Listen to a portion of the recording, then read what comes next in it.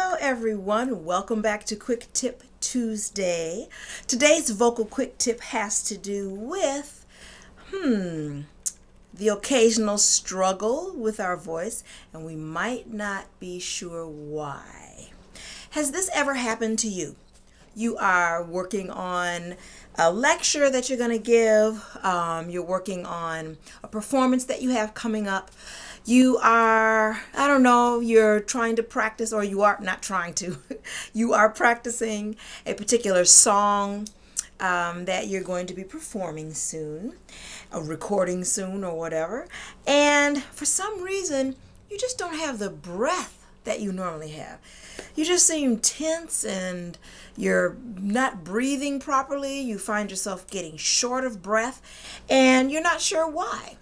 A lot of times if this happens, and it does happen occasionally to all of us, we might power through it, keep practicing, try again, maybe take a little break and come back to it, struggle a little bit more, and sometimes just put it down completely and just practice or work on it at another time. Other times, this shortness of breath, this difficulty getting through the line, the poetry, the verse, or what have you, it happens right in front of your audience. I know it's happened to me. I'm standing in front of my class. I am sharing valuable pearls of wisdom with my class because I teach psychology courses at the university level, and find myself starting to get short of breath sometimes. It happens. And in those cases, you don't have the luxury of putting it down and coming back later because you're in front of your audience. Now, you might play it off a little bit. You may say, excuse me a moment, get a little glass of water. You might take an unexpected impromptu break and let your band play on for a couple of lines while you catch your breath and jump back into it. But whatever the case, we usually assume that the problem is with the vocal work that we're doing. In other words, we often assume that, wow, I'm having trouble getting through this part of the song, and it has something to do with my interaction with this part of the song. Or, I'm just having trouble getting through this part. Let's say that you're going to be speaking to an audience. You're going to be presenting some information, and you find yourself getting perhaps more tense than you usually do when it comes to presenting your information. This is frustrating for any and all of us. It can be especially frustrating, though, if you are a veteran. You might be a veteran educator, and you teach all the time, no big deal. And then suddenly, for some reason, one particular day, you just are having trouble getting through, what it is that you need to get through to share the information with your class.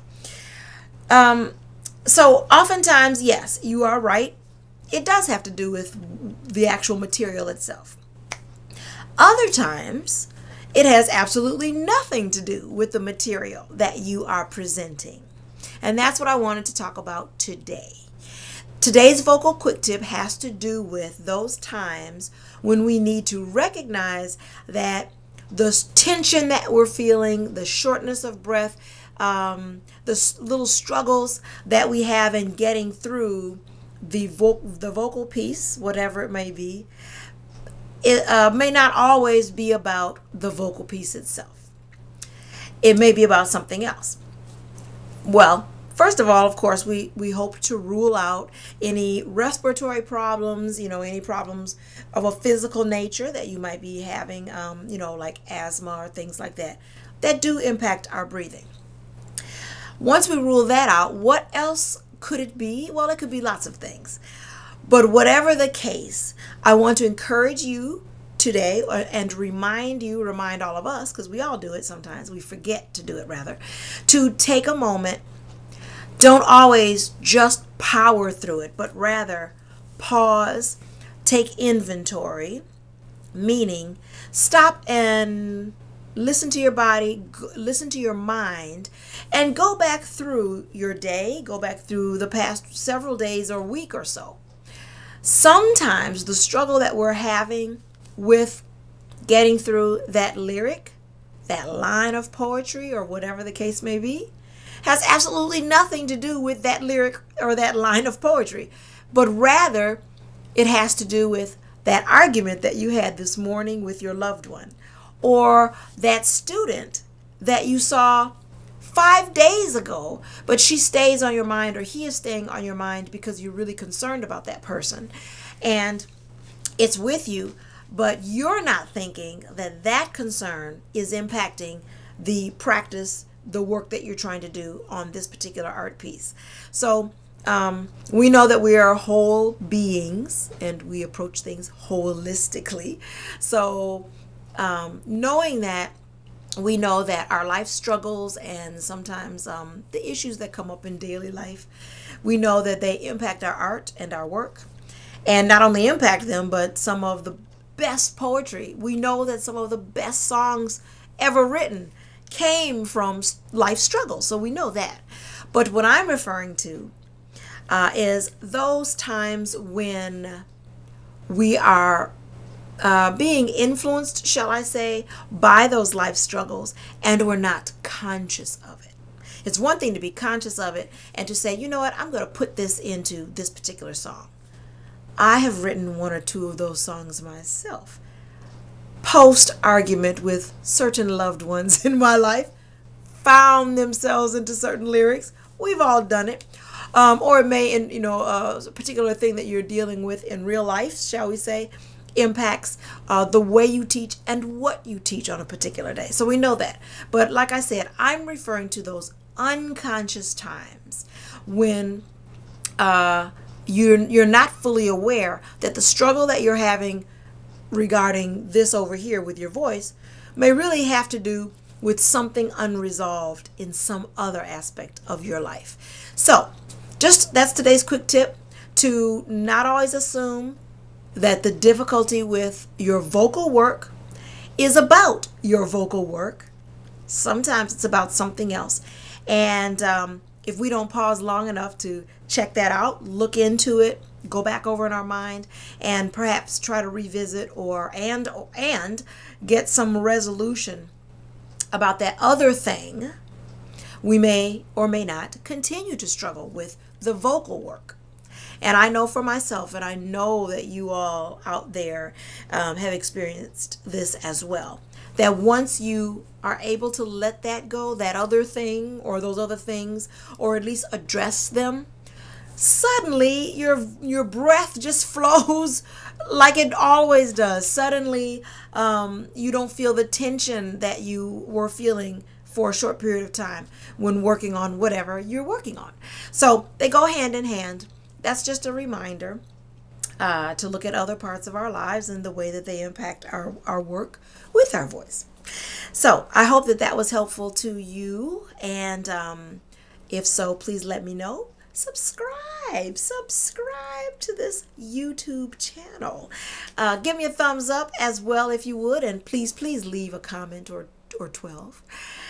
Before I leave you today, there's one other thing I wanted to mention. And that is, I wanted to remind you about this right here. Can we see it? Wait, here we go. This is called water. We're familiar with it. Some of us are more familiar than others. I specifically wanted to take a moment to talk about water for, well, two reasons. Number one, just to remind us to stay hydrated. Helps to lubricate the vocal cords, helps to flush our system, all those wonderful things that we know that water does for us. So I want to remind you to make sure that you get your minimum 6 to 8 cups of water in a day. It varies depending on your activity level, your size and things like that. For myself, I start every day with a cup of lemon water, a cup of warm water with a little bit of lemon juice in it before I eat anything. That's the first thing on my stomach. Helps to flush the system after sleeping overnight and having that overnight fast of not eating or drinking anything. And then I work really hard to try to make sure that I get at least a good 8 or 9 cups in throughout the day. So I'm basically averaging with that first cup about 1.5 gallons of water a day. Sometimes it might be a little bit more, depending on my activity levels. So I want to remind you, make sure you stay hydrated and get your water in. It is extremely important to your health, as you know. The other reason that I wanted to talk about water is because I want to share with you the charity that I just joined. I'm very excited. It's called Charity Water, and I joined it because they are a nonprofit organization. They work very hard to get water, to fresh drinking water, to people all over the world who don't have access to fresh drinking water. Many of us take it for granted. We just go to the refrigerator, go to the tap, and get that, that glass of water that we need. But millions of people are not able to do that. So the charity called Charity Water, they work, like I say, very hard to try and remedy that for people who don't have access. I know for myself, I love my water. Sometimes I put a little lemon juice in it. Sometimes I don't. But I think that Detroit and Michigan has the best water in the world, of course.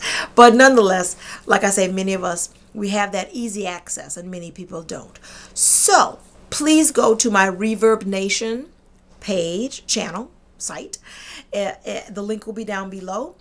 It's called reverbnation.com/Angela Celeste May. And on there you will see that where you can purchase my singles from my album, No Limits. For every song that is sold, half the proceeds will go to Charity Water. So do check that out. It's a very, very worthy cause, and I'm very proud to be associated with them. So, well, maybe not associated, but doing my little part for the charity. Anyway, that's today's quick tip, and I hope you all are staying happy and healthy and well, pursuing your dreams. And I'll see you next time on Quick Tip Tuesday, when I believe we will be talking about stamina and the great Phyllis Hyman. So I'll see you then, and keep doing what you do. Take care.